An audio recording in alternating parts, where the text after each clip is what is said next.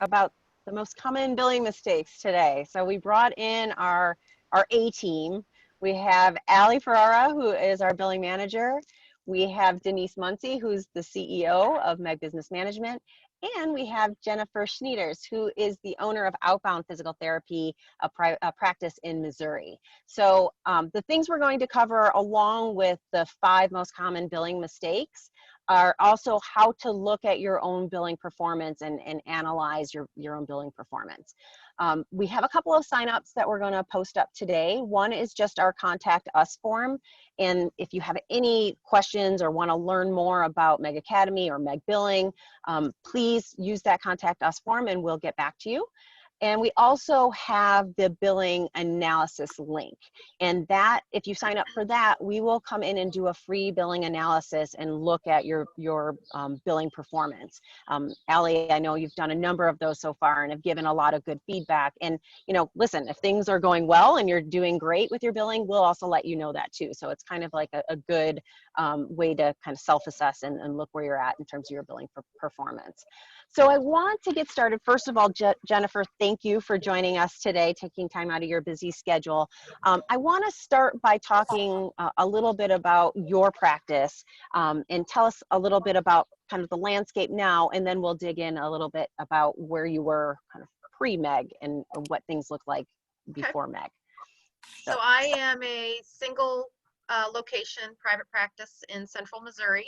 I started Outbound in 2012, and I was at the time a strictly mobile practice, just going to patients' houses, billing Medicare Part B, and it gradually grew and evolved into a clinic that we opened 5 years ago next month. So now we have kind of a hybrid model where we still continue to do home visits for certain patients and certain populations with a much more tightened radius where we're willing to drive and go. And then we have a clinic that is about 2,000 square feet, and we have grown steadily over the last 5 years just in our clinic volume. And we're actually to the point right before COVID that I was looking at options to expand. Awesome. Because we were running out of space and we were tripping on each other. So gotcha. Yep. And can you expand a little bit on your experience with transitioning from the home-based practice? Because we actually get a lot of clients who reach into us and say, I'm doing home, care, and I want to make that leap to a bricks and mortar. Can you tell us a little bit about what that process was like for you and how you made that transition?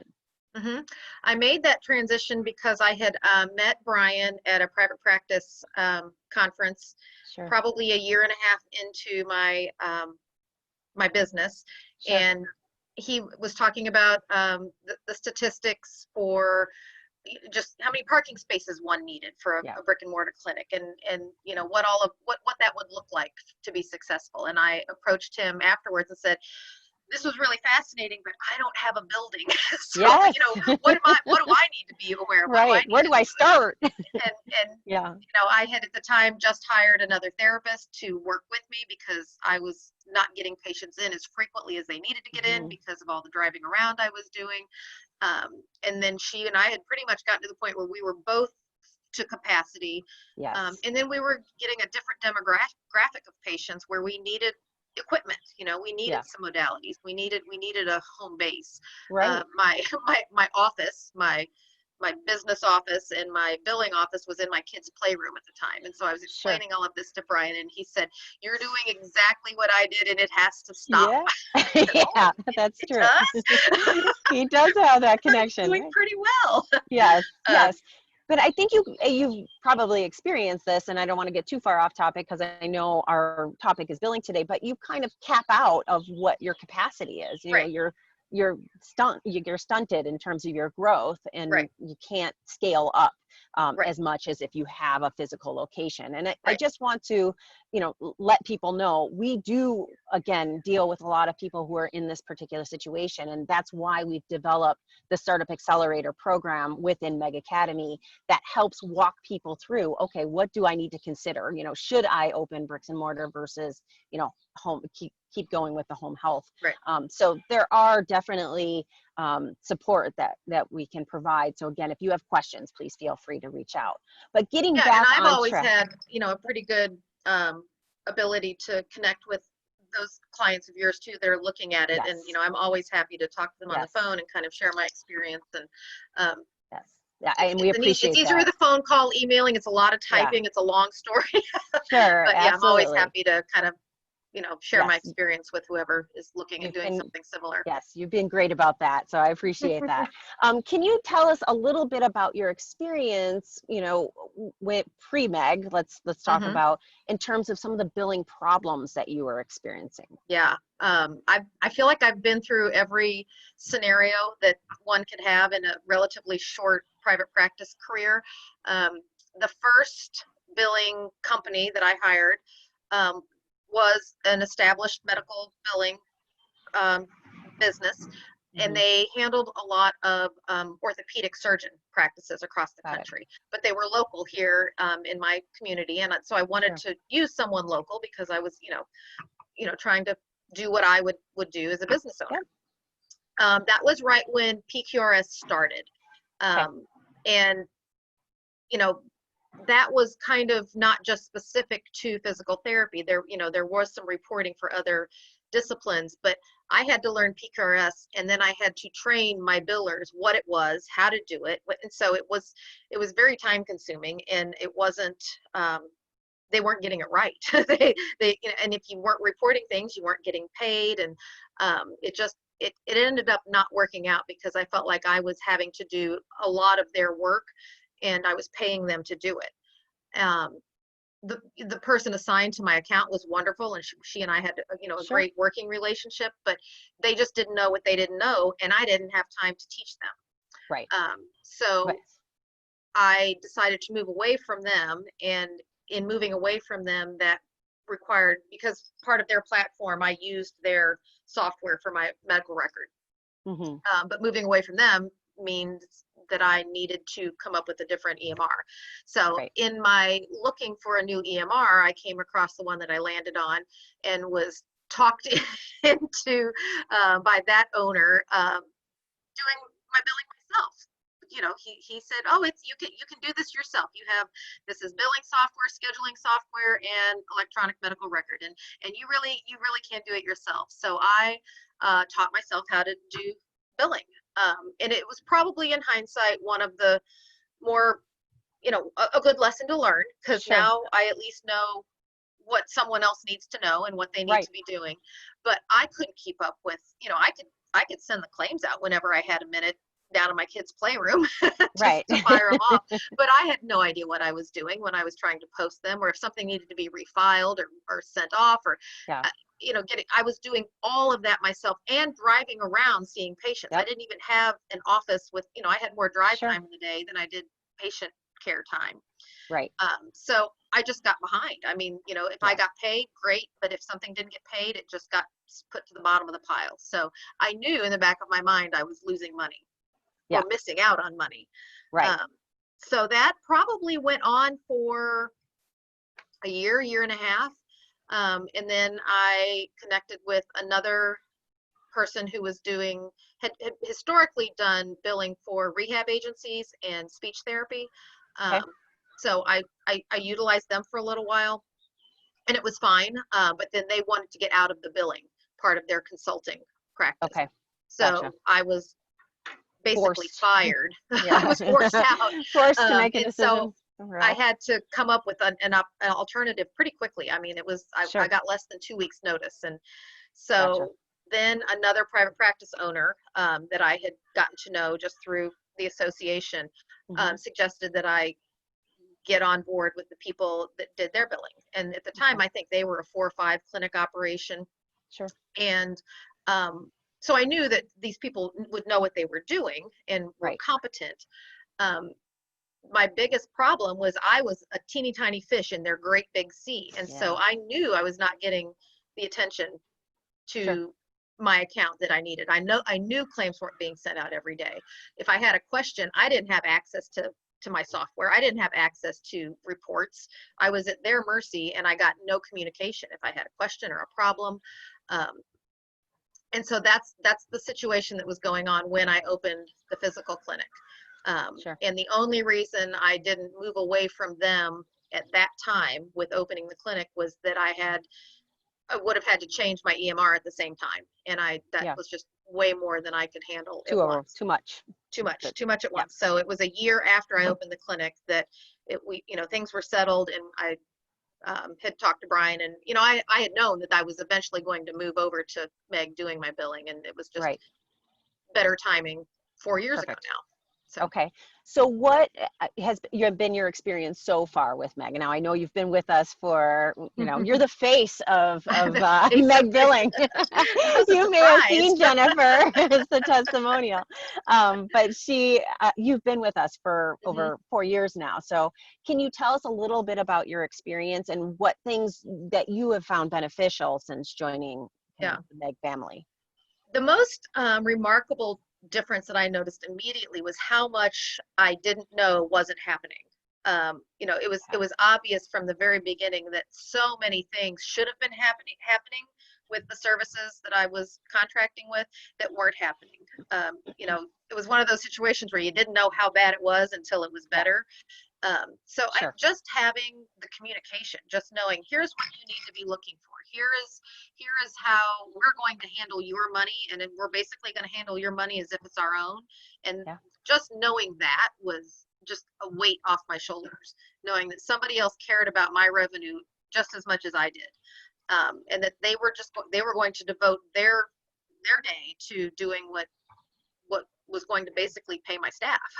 Right. So it was just knowing that somebody was looking at my billing, sending claims every day, posting claims every day, following up on claims every day, and sending statements in a timely manner on a regular basis. Right. Just the peace of mind of knowing that things were going to be done right, and that other people were accountable to that besides myself. Yes, I appreciate all the information. I feel like you touched on so many of the things. And Allie, I kind of want to bring you and Denise into this conversation too, because she brought out of several things that we really talk about in Meg, and the whole make sure your billing company only does physical therapy billing, is one of them. And I think you learned that lesson kind of early on, and making sure that they're following up on things on a regular basis. So Allie, I want to transition over to you. If you can start to talk about some of the most common problems that people come to us with and say, I need help, with my billing. Yeah. So do you want me to move on to the 5 common billing mistakes, or do you? Yeah. Talk a little bit about Jennifer and specifically. First, Jennifer, I didn't even realize your billing journey was that long. I didn't realize you went through so many different phases. Yes. We're probably exhausted. But not anymore. I'm not tired at all now. You're doing all the work. So yeah, let's dig into some of these 5 most common billing mistakes. And Jennifer, feel free to chime in if you've experienced these with any of your other billing companies or with your staff. So definitely the first most common billing mistake that we see all the time is just incomplete or incorrect patient information being sent to insurance companies. This is a big one. And, most of these issues happen at the front desk. So it's just, a transposed number, a date of birth entered incorrectly. These little mistakes always cause a denial. The claim is either going to reject right in the clearinghouse, or, the insurance is going to take their time frame to process the claim and it's going to come back denied, which is only going to delay you payment. And also, you don't want those claim denials. You want those claims to come back paid the first time around. It's always important to have someone going in and double checking the front desk, whether it be your biller going in when that initial eval comes in and they're getting ready to bill that claim, go through, double check all of the ID numbers that are entered, all the patient information, just to verify all that's correct. And it kind of eliminates that little admin error on the front end. So that's what we do as billers, correct, Allie, is that you go and kind of scrub through and make sure that you have complete information before we're wasting time of sending it off and getting denied and having to, so, and that's what we would call an unbilled list, correct? Is if you would communicate back to the front desk and say, hey, we have this batch of people who is missing date of birth or whatever. And that's how you're communicating with, for example, Jennifer's And I'll just say that, we get a regular email maybe not daily, but every other day Yeah. or every 3 days, saying, these people, we're not sending these claims out because something's not right. Either you don't have a signed plan of care, or they don't have a prescription, or, something's not adding up. And that it saves a lot of work on the back Yes. end, or because you're not having to reprocess something or appeal something. So you know that a majority of your claims are going out right the first time, which Right. only speeds up your revenue cycle. So And that's what we say initially when we're speaking to a new owner who's thinking about joining our billing. That's one of the biggest perks that I think that we have, is that we communicate with you almost daily.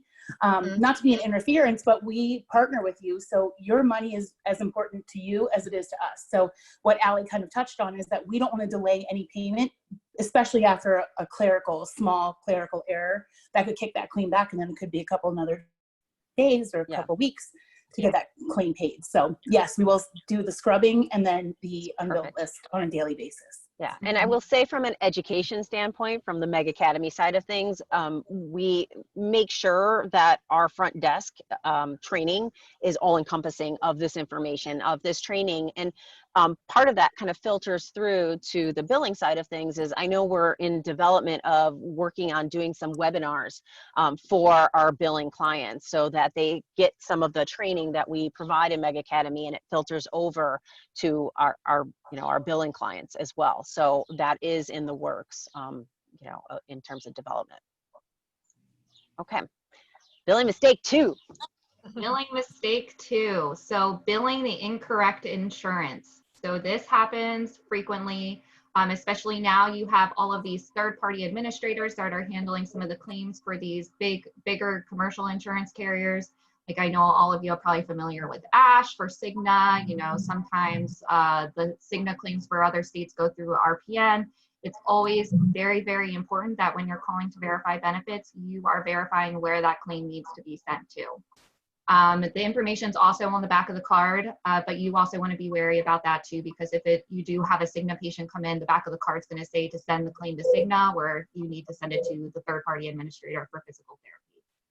This delays payment. I mean, a lot of the times when you send the claims to the wrong insurance carrier, they don't send you anything back. So you're following up on it 30 days later, seeing where payment is, and they're like, oh, we don't have anything. So definitely important to verify that information prior to sending those claims. Very good. Perfect. Let's move on to the third billing mistake. Third billing mistake, lack of authorization for services. This is another big one, happens at the front desk. This is due to verifying benefits incorrectly, not verifying benefits at all.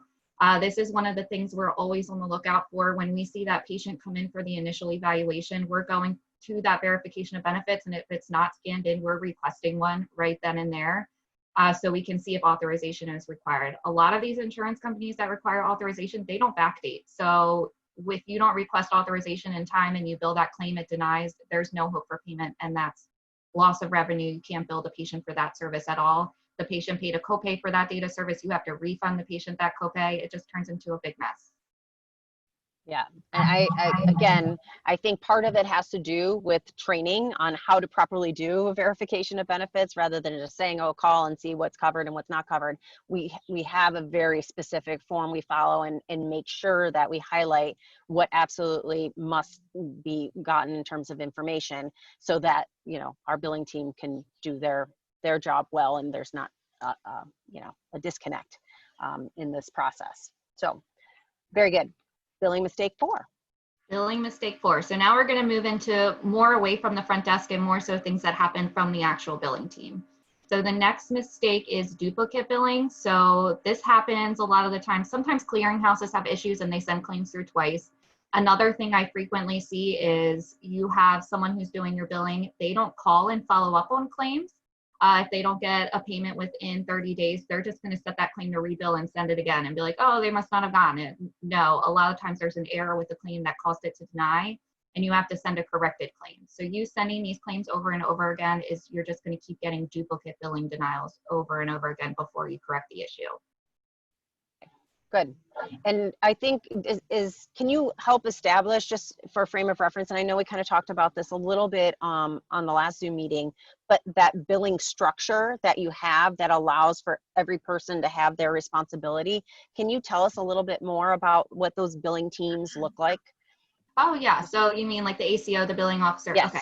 Yes, So, and like just where people, you know, where the ball might get dropped within that billing team, you know, to make sure that we're yeah, understanding so that process. yeah, everybody definitely works together on the billing team. We have you'll have a billing team that is composed of a billing officer. That person is responsible for scrubbing all of the claims. So they do everything to kind of prevent those first three reasons that I spoke of. So they're scrubbing, making sure that ID numbers are entered correctly. There's authorizations on file if it's required. They're billing the correct insurance. The next person on the billing team is the posting officer. They're responsible for posting all of the EOBs. If they kind of fall behind on their job, then the ACO is wasting time, following up on things, and they're not sending those denials to the ACO to follow up and call on and figure out what's wrong with the claims book, rather than them just rebilling. The next person on the team is the ACO. They're the account control officer. They're responsible for following up on all outstanding claims. Usually we start our follow-up process somewhere between 30 and 45 days when the claim ages, and we try to follow up on claims every 30 days after that point. We follow up on claims by calling. If we have online access to portals, we follow up online. We are never just, I hope they're not, but rebilling claims being like, oh, I haven't heard anything on this one, I'm just going to rebill it and see what happens. They're always calling, following up, making sure, if an insurance didn't get a claim, they're verifying that address, saying, okay, well, we sent it here, where does it need to go? Making sure everything is staying in place. Okay, and so some advice that you might give for somebody who, kind of doesn't know if this is happening, that you could point them to that direction, if, to follow up with their billing team to see what the follow-up process is like. Yes, definitely. Yeah. Okay, good. And I can just say, from my experience, and I don't know how the process works with other EMRs that Meg is using, but I can follow the chain of events anytime I have a question about, well, why haven't we been paid on any of these? And I can see in the detailed notes, in the billing notes, who did what and when, because almost every move that you all make is documented. And so I don't always have to call and say, why haven't we been paid on this? Because I can see, who called and who followed up and what had to be fixed. And, that's a big benefit in my mind. I don't have to ask questions because the answers are already there provided to me. I agree. I think that's that big point of communication is so integral in this whole process going right. So I think, whether it's written or verbal, the communication lines are always open. And that should be something that's important that you look for in a billing it's never service. happened, but I would assume that if something was not being followed up on, there would be no notes to look at. And then I would say, why aren't there any notes? But that's never happened. So we definitely have policies in place where people are auditing, making sure everybody's doing the things they're supposed to do. Like we have managers assigned to each account that go in once a month, audit, make sure everybody's following up the way they're supposed to be following up. Very good. Okay, and let's talk about the final common billing mistake. Final common billing mistake, lack of modifiers. This is one of the things when we talk about it, I do for my billing analysis, it's one of the first things I always look at is I just take a random sampling of claims and I look just make sure all modifiers are present. These modifiers can be anything from the 59 modifier to bundle codes. They can be the GP modifier, the GO modifier, the GN modifier for the service type. And even more relevant today are these telehealth modifiers. Your billing team should be well versed in all of these. They should have your billing software set up, if possible, to auto add modifiers. If not, they should be scrubbing claims and adding them themselves. It almost always results in a denial, so you want to make sure those modifiers are present. I think part of that, having somebody who specializes in the niche PT market, that handles only PT, I think that, will help with this particular problem, is knowing PT billing. Becomes very helpful. I want to transition into talking a little bit about how to self-assess your billing performance. So can you tell us a little bit about what you look at, Allie, and maybe Matthew can put up on the screen, you know, our form that we use, but talk a little bit through what are some of the key elements that you look at. You mentioned modifiers. What else do you dig into when you're doing a billing assessment? Yeah, so hold on, I'll wait for Matt to bring it up. There it is. Okay, so I look into your aging. I'm, you know, just kind of trying to get a brief overview of where your billing is currently sitting. I calculate percentages for everything that's over 90 days.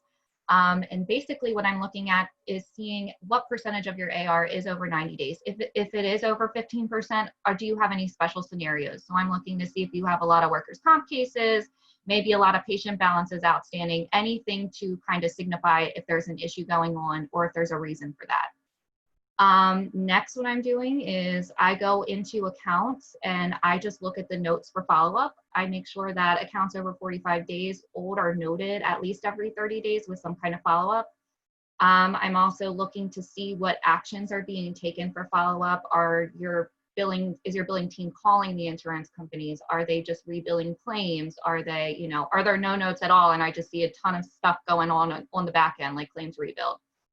I'm also just pulling and seeing how frequently your claims are batched and sent out. So are you sending claims every 24 hours? Are you sending them once a week? Are you sending them once a month? I'm also looking at a posting lag because, you know, a posting lag causes a bunch of issues on its own. I'm making sure that EOBs are being posted within, you know, I like to say within 2 days of being received. I'm looking at patient statements, making sure they're being sent at least monthly.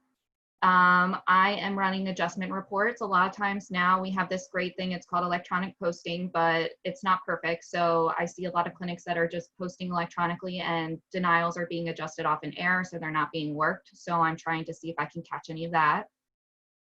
I'm running a denial report and just kind of seeing what your common denial reasons are. So if you have a lot of denial reasons for no modifiers being attached, invalid information, little things that can be fixed on the front end prior to billing. I am then taking a sample of 10 claims and just making sure that they were billed out correctly with modifiers, coding, units, and that kind of thing. So it's pretty in-depth. You know, sometimes I usually do it independently. I get access to your system and I go in by myself. Sometimes if I'm not able to get access, we do it over the phone or over Zoom, and I just kind of ask these questions, ask you to show me some reports, and it usually takes about 30, 45 minutes. Sure. And then all that the client or potential client would need to do is to just fill out a BAA, correct? Mm-hmm. Is there anything else that, you know, they would need? Nothing else they would need. They just sign the BAA and then they give me a login and I get going. Okay, perfect. And Can we put, sorry, I was going to say, can we put that link up again, Matthew? And then you get access to the document too. So I send it directly to you and we also go over it one-on-one. Yeah, so last link in the chat, everybody, is the billing analysis link. So you can just click right on that. And, perfect. Yep. Okay, good. I want to jump over and just have some of the common billing related questions that we've had to field here at Meg. And this, I want to open it up to you, Denise, Jen, and Allie. Anyone who wants to jump in and answer this, that would be great. But we'll just kind of field a series of questions. And guys, if you have any questions, please feel free to type them into the chat box. So the first question that we often get is, how does my clinic compare to others around me in terms of reimbursement? So how do you handle these questions? Denise, I know you field a lot of those first billing calls. Yes, and that is a very common question that we get. We're very fortunate that we're working on a national level. So we have the ability to see, I mean, we know if you're in the Northeast, you're usually going to be below the average. Visit is paying about $83 a visit. So we know if you're Northeast, you tend to be a little bit less depending on where you are. Usually South or Northwest, Southwest even too. Sometimes you're getting much, much more reimbursement than that. So it just depends on where you are in the country. Again, we can talk about that when you go through the billing assessment, or if you have a question about where you may compare or what your reimbursement is like, feel free, you can call me. You can talk to Allie. If you do the billing assessment, you have that question where, you know, we can give you the information that we have. I know that that's not commonly known or shared. And again, it depends on insurance. There's a million different factors, but we can give you just kind of an average of what that area is looking like. Perfect. And we'll often get this question, and we've kind of hit on, I think, the answer for this question in some respects, but there's a lot of reasons why a claim might deny. But what do you say when somebody would ask you, why are my claims denying? Yeah, definitely. I always suggest we take a deeper look, run reports and see why claims are denying. Your billing company or billing team should be well versed in reading those denial codes to tell you that information too. Okay, very good. And what are some of the common, like most common reasons aside from like errors or, Yeah. I'm thinking like in terms of like, documentation doesn't support, well enough from a clinical perspective.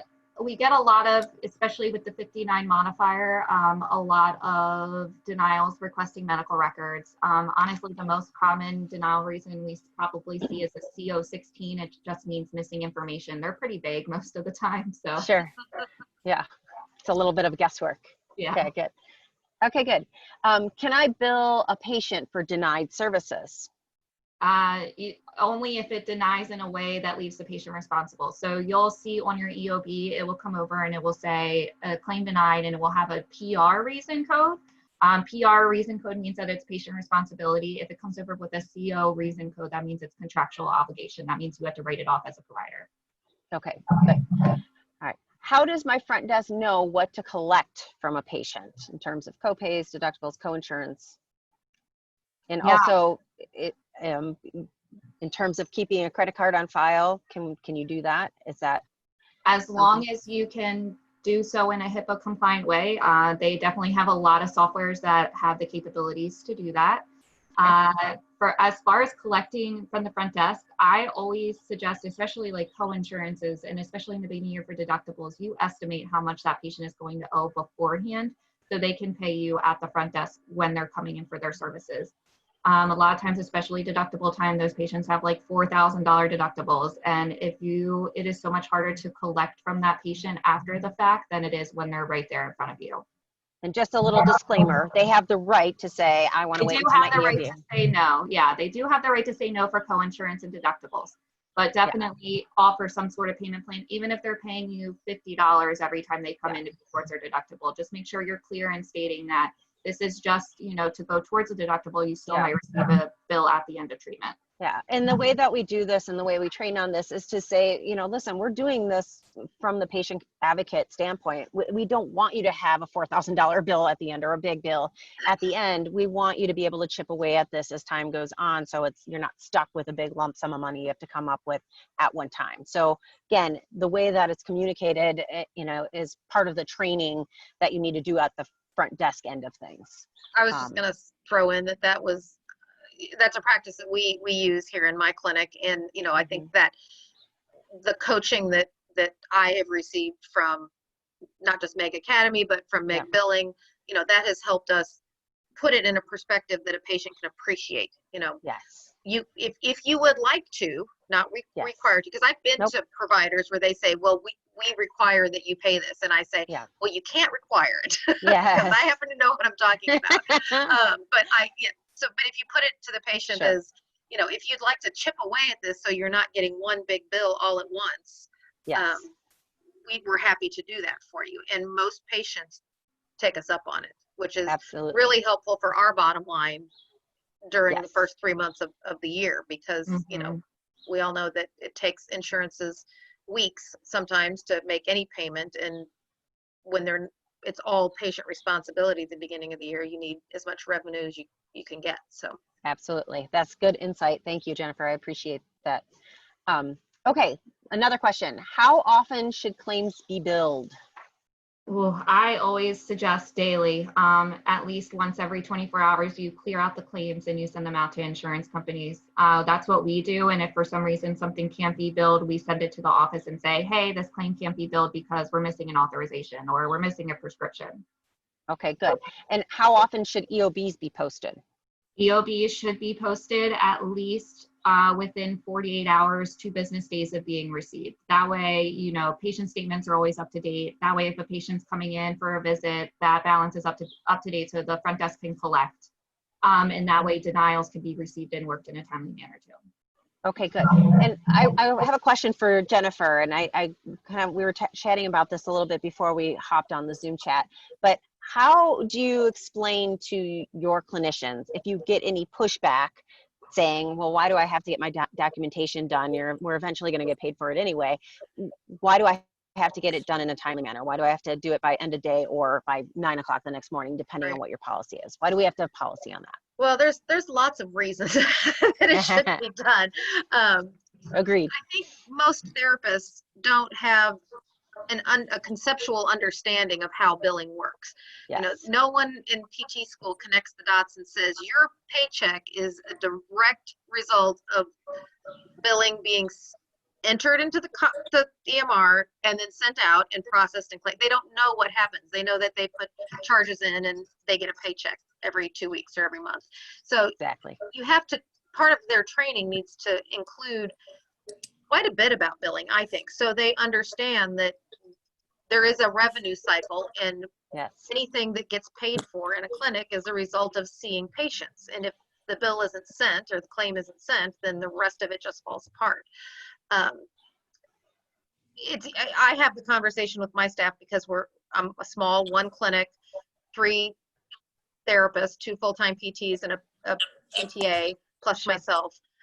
You know, there's not a lot of room for error. There's not another department in a hospital that can pick up the slack. So if we're not doing our part at the patient treatment level, then the rest of it isn't going to happen. And that is how their paychecks are, where it comes from. So I think when you just spell it out for them and explain to them, this is how it works, this is how a business is run, you have to do your part.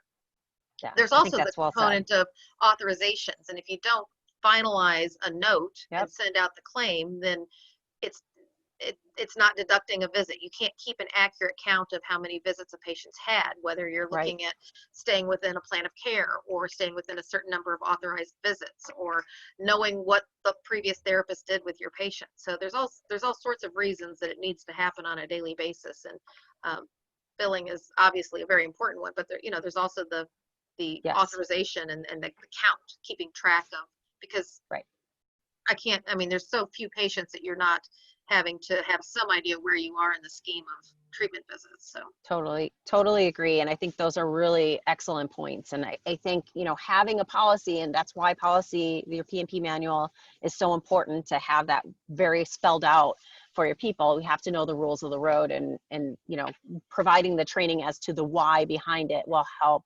enforce that compliance with that particular policy. So yes, I totally agree. Well, excellent. I think we have provided a ton of information. Allie, thank you so much for all your expertise. Jennifer, you have really kind of give us a great clinical relevance perspective of things, and your own personal story and journey of what you had to go through, I think, has been excellent. And Denise, obviously you're the authority on, you talk to so many different billing clients. What I'd like to leave everybody with is just some closing thoughts. So if we can go around the room and just leave one little closing thought or tip, that I think we can end the show off on that. So Denise, if you want to get us started in terms of closing thoughts.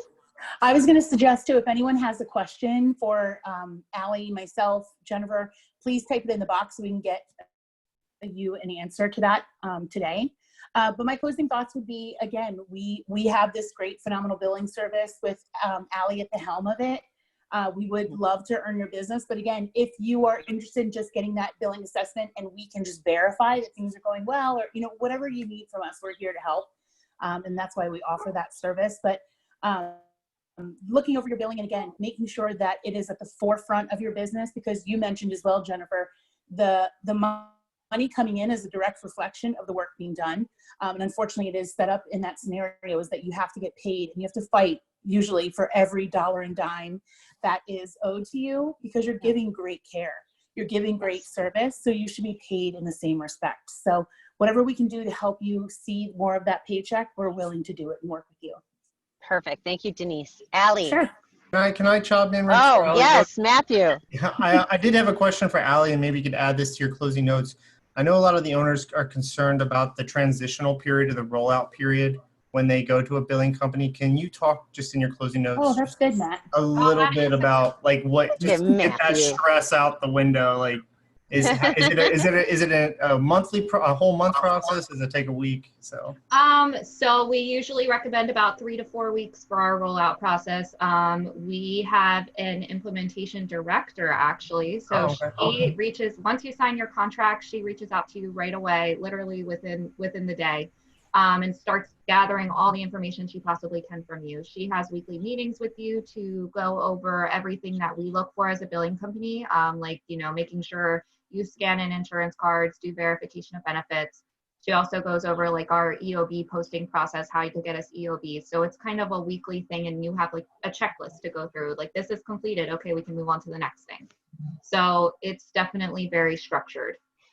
And I wanted to add to that because you brought up a good point, Matthew, and like some of the requirements. But one of the things that makes Meg unique is that we don't force you to use a particular EMR system. Is that correct? Can you expand a little bit more on that, where you can work in a variety of different systems? Yeah, so we have a variety of systems we work in. If you have something we've never heard of before, we are always up for taking a demo of that product and making sure it's something we can work with. And if it is, we'll move it into our roster and get going. Perfect. All right. Thank you, Ellie. Appreciate that. Jennifer, do you have any closing thoughts? I just want to share with anyone who's considering using you all that it's probably the best decision I ever made. Thanks, Jennifer. I've kind of been through the gamut, but I don't worry about my billing. I don't have concerns about it. I know that it's being taken care of. I know it's being done the right way. It's really not something I think about. When I used to think about it every single day. And I don't have that worry. Now I can stick with what I'm good at. Yes. I can't imagine, opening a clinic or being a new clinic owner and thinking to myself, I think I'm just going to save some money and do my billing myself. It is worth every penny. It's not an expense that you can't afford. Yes. You're paying based on the revenue that's brought in. So it's, if you're being paid, you can pay for someone to do your billing. Right. I would just discourage anyone from losing the amount of money you could lose by trying to do it yourself. And if there's ever an issue, I have Denise and Allie at my disposal. I can get them on the phone that day. And, there's been a couple of hiccups here and there, because there's human error and Medicare changes something or whatever the problems are, it's addressed that day and fixed, and then we move on. So it's not, I just feel like it's probably the best team you can have working with you that's not inside your four walls, though. I appreciate all of those words, Jennifer, and that is, I think, so well said. And that's really what we try to do for all of our clients, is to have that kind of close personal contact where we're staying on top of your billing performance as well as you are. So you're not having to worry about, something that you shouldn't have to be worried about, if you outsource your billing. And if you don't outsource your billing, please take Jennifer's words into consideration. And if it's not us, at least consider someone that's going to be a good fit for you. So thank you all once again for taking the time to meet with us today.